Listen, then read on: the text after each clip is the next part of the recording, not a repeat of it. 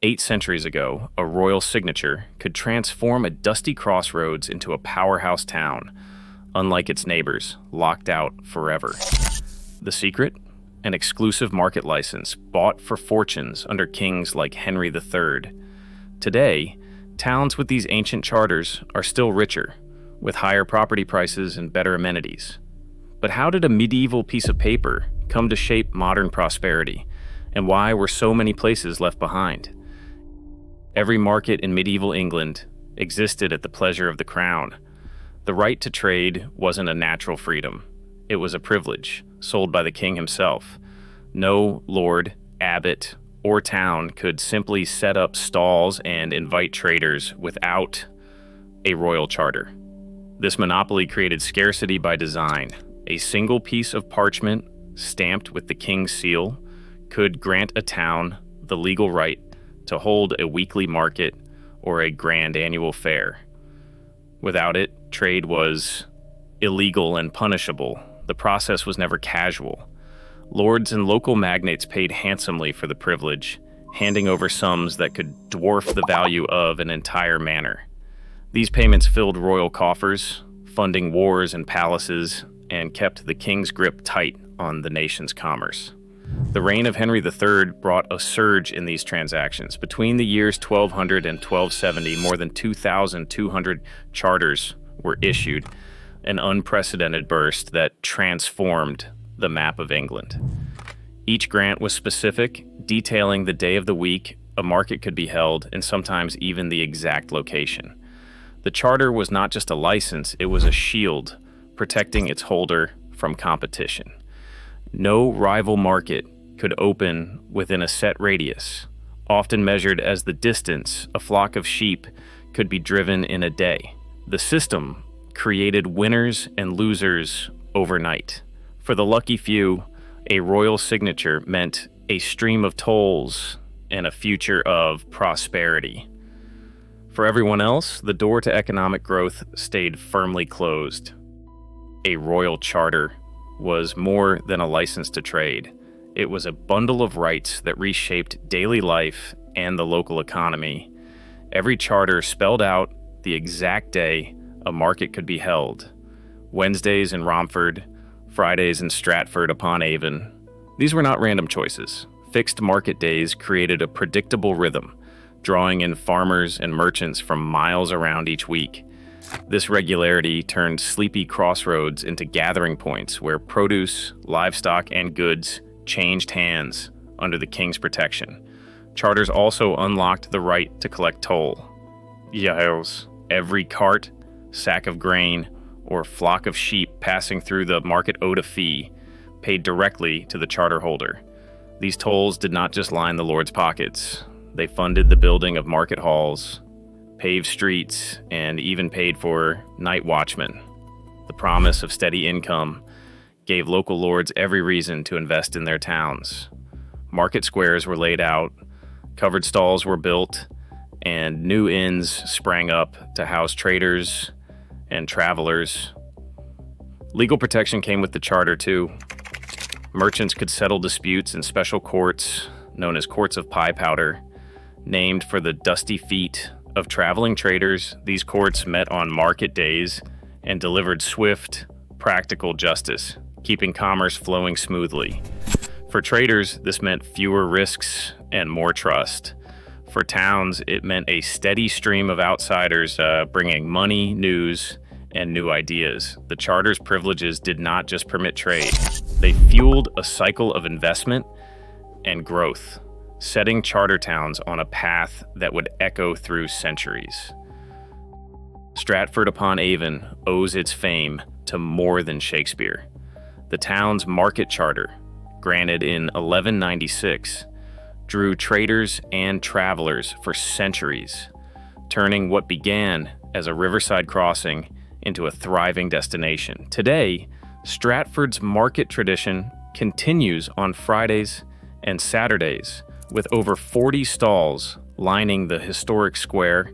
Tourism fuels the local economy, drawing nearly 3 million visitors each year. The market's rhythm, set 8 centuries ago still shapes the town's daily life and property values. Bury St. Edmunds, anchored by its ancient abbey, received its market rights in the Domesday Book era. This early start helped the town become a regional center for commerce and justice. The market square, bustling since the 11th century, remains the heart of Bury's economy. Heritage shops, Georgian arcades, and regular street markets attract visitors and support a vibrant retail scene. Modern rankings place Bury among the best small towns in England for quality of life and amenities. Marlborough's charter, dating to the 12th century, transformed a modest settlement into a market powerhouse. Its wide high street, once lined with livestock pens and traders' carts, now boasts some of the country's highest property prices outside London.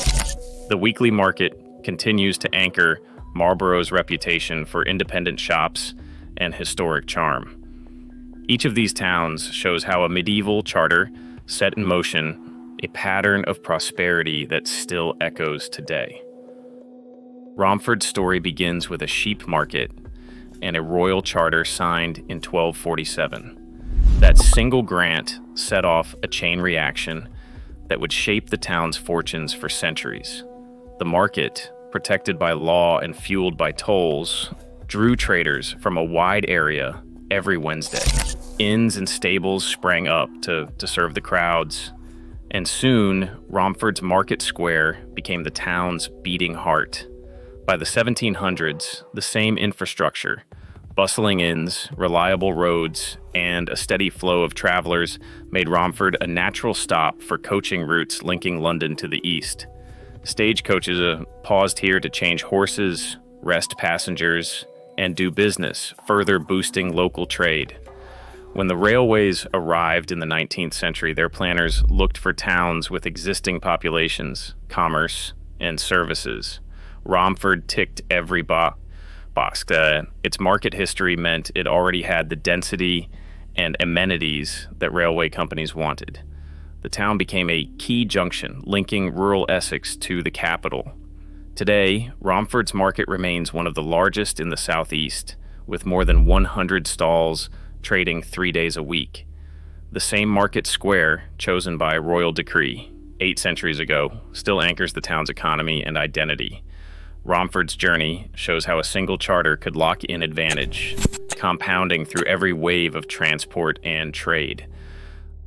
Across England, a pattern emerges when old maps meet modern data. When you overlay the locations of medieval market charters onto today's prosperity metrics, house prices, schools, train stations, the outlines match almost perfectly. Clusters of charter towns light up the map, tracing ancient trade routes and river crossings. In these places, property listings boast market town charm and historic squares, using language that signals prestige and desirability. Estate agents know the value of a centuries-old market square, and they weave it into sales pitches for everything from Georgian terraces to new-build flats. But the evidence is not just in glossy brochures. The same towns that once paid dearly for a king's signature now top rankings for amenities and quality of life. The charter, once a scrap of parchment, acts like an invisible cartographer, shaping where investment flows and where foot traffic gathers. It is a pattern that repeats from Yorkshire to Kent, a medieval decision echoing in the rhythms of commuter trains and the buzz of Saturday markets. Still, caution is needed. Not every market town is wealthy, and not every wealthy town had a charter. The data points to a strong connection, but the story is more complex than a single map can show. For every town that flourished under a royal charter, there were many more that never received one. Petitions for market rights often went unanswered, blocked by royal officials or by the objections of powerful neighbors who already controlled a nearby market. The king's exclusivity radius, a stretch of 6 2/3 miles, the distance sheep could be driven in a day, created invisible borders that locked entire communities out of the marketplace. Villages just beyond these lines watched as trade and travelers bypassed them for the chartered town up the road. Without the legal right to hold a market, these settlements remained small. Roads stayed rough, squares unpaved, and inns few or non-existent. Tolls and taxes flowed elsewhere. Over centuries, the lack of a market starved these places of investment. While charter towns built market halls and attracted craftsmen, unchartered villages struggled to keep even a blacksmith or a baker. The divide became generational. Today, many of these places are still marked by what they lack: fewer shops, lower property values, and a quietness that hints at what might have been if a king's seal had landed differently. Centuries-old charters still shape the fortunes of British towns, proof that privilege, once granted, rarely fades. As we debate fairness and opportunity today, the map reminds us that economic destiny can hinge on a signature no one alive remembers. How many invisible lines still decide who thrives?